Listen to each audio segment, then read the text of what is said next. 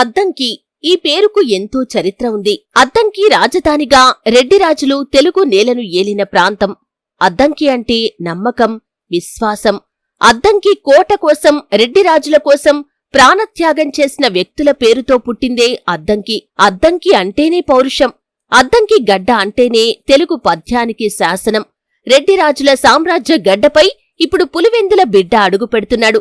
సిద్ధమా అంటూ సీఎం జగన్ గర్జించబోతున్న అద్దంకి గడ్డ ఇప్పుడు వైఎస్సార్ కాంగ్రెస్ పార్టీ జెండాలతో రెపరెపలాడుతుంది.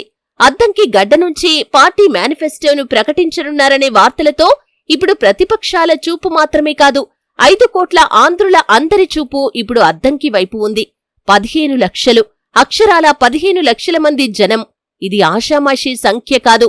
15,000 మంది వస్తేనే కిటకిటలాడుతుంది ఓ సభ. అలాంటిది 15 లక్షల మంది అంటే అద్దంకి దద్దరిల్లటం ఖాయం.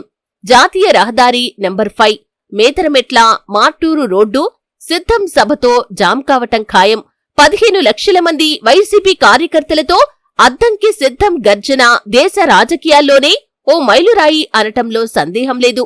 ఓ పార్టీ కార్యకర్తల సభకు 15 లక్షల మంది అంటే ఏ ఒక్కరికీ సాధ్యం కానిది.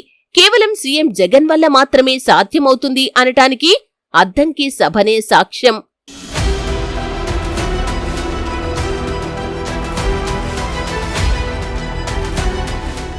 ఇప్పటికే భీమిలి, దెందులూరు, రాప్తాడు నియోజకవర్గాల్లో సిద్ధం సభలతో మాంచి ఊపుపై ఉన్న వైసీపీకి అద్దంకి సభతో అధికారికి ఒకే ఒక్క అడుగుగా మారనుంది. 40 అసెంబ్లీ నియోజకవర్గాలకు చెందిన క్యాడర్ ఎన్నికల యుద్ధానికి సన్నద్ధం చేసే లక్ష్యంతో నిర్వహిస్తున్న అద్దంకి సిద్ధం సభ వైఎస్సార్ కాంగ్రెస్ పార్టీ చరిత్రలో మరో మైల్స్టోన్ గా ఉండనుంది. భీమిలి, దెందులూరు, రాప్తాడు సభలతోనే టీడీపీ, జనసేనకు చెమటలు పట్టాయి. రాప్తాడు సభను కవర్ చేయటానికి కెమెరాలకు జూమ్ కూడా సరిపోలేదంటే వెల్లువెత్తిన కార్యకర్తలే సాక్ష్యం.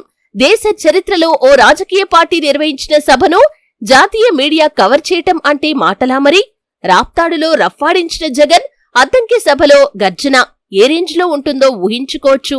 15 లక్షల మందికి సీఎం జగన్ స్పీచ్ వినిపించాలన్నా, కనిపించాలన్నా కష్టం కాబట్టి భారీ ఎత్తున ఎల్ఈడీ స్క్రీన్లు ఏర్పాటు చేస్తున్నారు. కార్యకర్తల మధ్యలోకి జగన్ వెళ్లటానికి ర్యాంప్స్ ఏర్పాటు చేశారు. మేనిఫెస్టో ప్రకటన చేస్తే మాత్రం టీడీపీ, జనసేనకు మూడిందే అని చెప్పాలి. ఎందుకంటే విశ్వసనీయత, నమ్మకం, చెప్పాడంటే చేస్తాడనే ధీమా జనంలో ఉంది. మేనిఫెస్టో ప్రకటన ద్వారా అద్దంకి సిద్ధం సభ రాబోయే ఎన్నికల కురుక్షేత్రానికి మరో ముందడుగుగానే చెప్పాలి. రెడ్డిరాజులు పాలించిన గడ్డ అద్దంకి. అదే గడ్డపై ఇప్పుడు పులివెందుల బిడ్డ జగన్ ఎంట్రీ ఇస్తున్నాడు. పొలిటికల్ యుద్ధానికి శంఖారావం పూరిస్తున్నాడు. ఇక మాటల్లేవ్, సిద్ధంతో యుద్ధమే అని అద్దంకి సిద్ధం సభ చెప్పకనే చెబుతుంది.